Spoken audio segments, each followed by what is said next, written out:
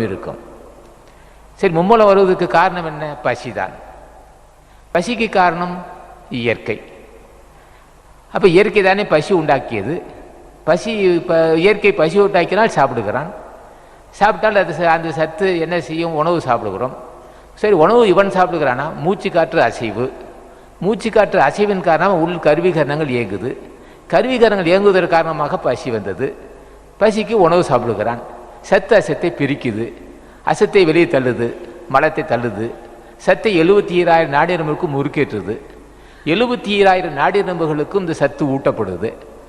77,000 நாடி நரம்புகள் இயக்க அது உரம் ஏறினால் அது மனம், புத்தி, சித்தம், அகங்காரமாக அந்தகரணமாக விரியும். அந்தகரணமாக இருப்பது அது மெய், வாய், கண், மூக்கு, செவி ஆகிய 5 புலனாக மாறும். அப்போ புத்தியை இது கரணம் 5, பொறி 5, புலன் 5, 14 கருவிகள். இந்த இயக்கம் நடந்துக்கிட்டே இருக்கும்.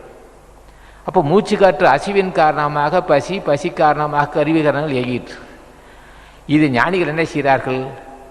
இந்த அசைவு இப்படி ஏன் வந்தது, பசி ஏன் வந்தது என்று அறிகிறார்கள். பெரிய கருத்துக்கள் இது.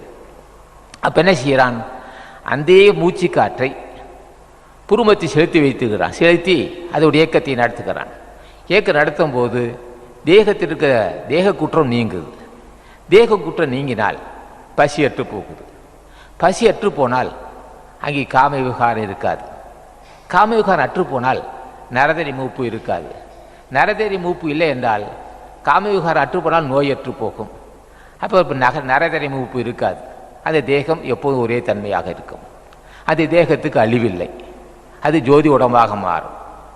இது போன்ற அந்த ஜோதி உடமானவர்கள் சிந்தனை தெளிவாக இருக்கும். அப்போ உள்ளத்தில் தூய்மை இருந்தது. நல்ல அந்த தூய்மையின் காரணமாக முயற்சித்தார்கள். முயற்சித்தின் காரணமாக உடம்பு ஜோதியாகிவிட்டது. அப்போ இருள் நீங்கியது. இருளுக்கு காரணம் பசி. பசிக்கு காரணம் இயற்கை, மூச்சு காற்றாசி. அந்த இருள் நீங்கியது. உள்ளே ஒளி தோன்றியது.